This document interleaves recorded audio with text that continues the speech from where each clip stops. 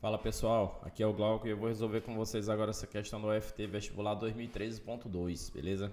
Ela é uma questão de transformadores, indução, questão teórica, questão bem interessante aí, aplicada, né, cotidiana. Importante que você tenha esse conhecimento, é uma informação importante que essa questão está cobrando, tá certo?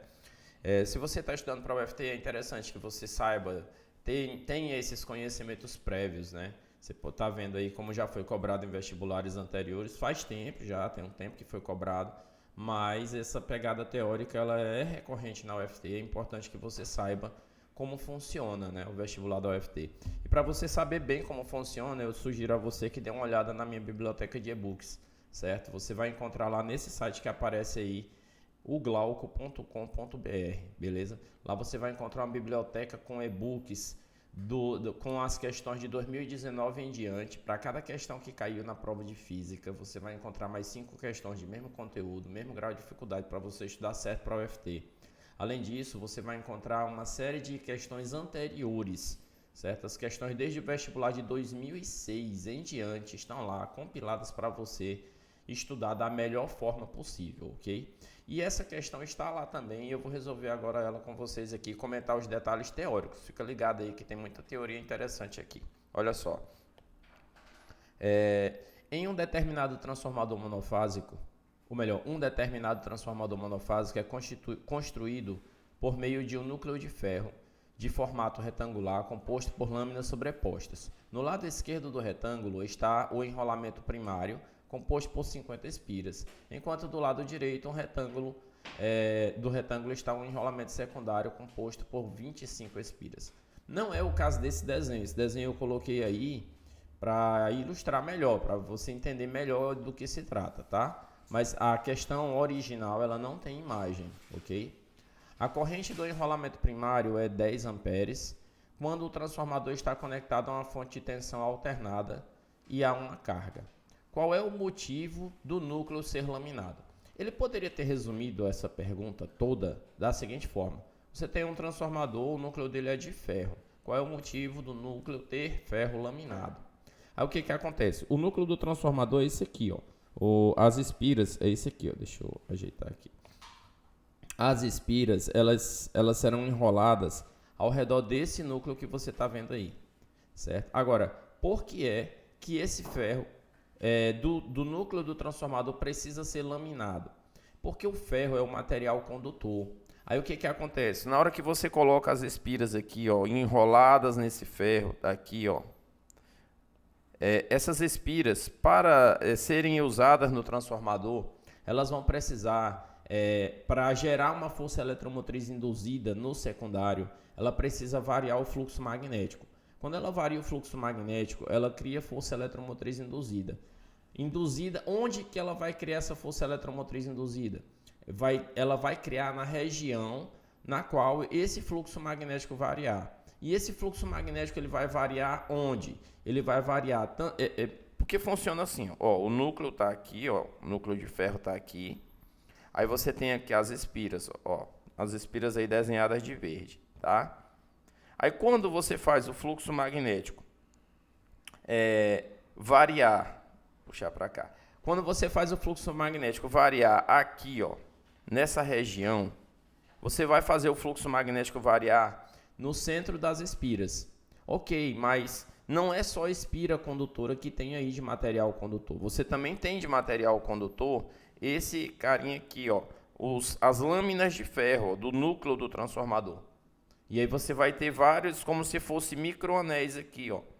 E aí, se você varia o fluxo no interior desse miolo do ferro, você está variando o fluxo no interior desses microanéis. E aí, variando o fluxo no interior desses microanéis, o que vai acontecer? Vai surgir correntes elétricas, não só no fio, que é onde você deseja, mas também no corpo do transformador, que é de ferro. Glauco, então por que não usar um outro núcleo que não seja de ferro? Porque o ferro é o melhor condutor de campo magnético que a gente tem e que é barato. E aí a gente tem que ter esse material de ferro para poder ele conduzir bem esse campo magnético, para ele variar bem o fluxo magnético, para induzir bem uma corrente elétrica no secundário e esse transformador ser bom. Só que qual é o problema do ferro? É que ele acaba gerando essas correntes no corpo do transformador, aqui nessa região, ó. Vai ter corrente elétrica circulando aqui nessa região. Para impedir que essa corrente elétrica circule nessa região aqui, ó, deixa eu botar de outra cor, nessa região aqui, ó, para impedir que correntes elétricas circulem nessa região, o que a gente faz? A gente pega e corta esse ferro para deixar ele em pequenas lâminas para que a corrente elétrica não tenha muito espaço para se locomover e para aquecer. Então, nesse caso, eu faço o núcleo laminado por isso. Aí, olha só como é que fica mais ou menos a ilustração das correntes. Não deixa de haver essa corrente elétrica aí que faz esse aquecimento do transformador, mas ela fica menor. Tá aqui, ó. Se o núcleo do transformador ele fosse maciço, eu teria correntes elétricas intensas. Quando eu lamino esse núcleo do transformador, eu tenho correntes elétricas muito mais reduzidas, muito menores, porque a área de cada região por onde essa corrente vai variar o fluxo magnético diminuiu. Então, nesse caso, eu reduzo essas correntes. Essas correntes, elas acabam aquecendo o transformador. E quando elas aquecem o transformador, elas são chamadas de correntes parasitas. Parasitas porque elas roubam energia elétrica e convertem energia elétrica em energia térmica, coisa que eu não quero. Eu quero energia elétrica convertida em energia elétrica no transformador e não em energia térmica. Por isso elas são chamadas de correntes parasitas ou correntes de Foucault, certo? Essas correntes de Foucault, elas roubam uma parte da energia elétrica, jogam na forma de energia térmica, aquecem o equipamento e ainda me fazem gastar mais dinheiro, gastar mais energia. Então, para que eu faço o núcleo laminado? Para reduzir as correntes de Foucault ou correntes parasitas. Então, nesse caso, qual das alternativas aí é a alternativa correta? Diminuir interferências eletromagnéticas externas?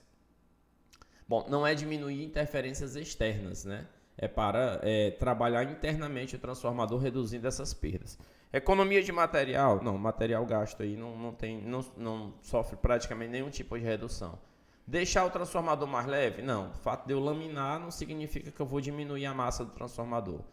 Letra D, reduzir as correntes parasitas? Sim, aqui poderia ser reduzir as correntes parasitas, reduzir as correntes de Foucault, seria a mesma coisa. Ou letra E, aumentar as correntes parasitas. Não, é reduzir as correntes parasitas, a alternativa correta nessa questão é a letra D, beleza? É uma questão teórica. Essa informação, se você está estudando para o Enem, para o vestibular, seja para qual for o vestibular, é muito importante que você tenha. Por isso que eu fiz questão de detalhar ela aqui para você. É muito importante que você saiba o motivo pelo qual o núcleo dos transformadores precisa ser laminado, beleza?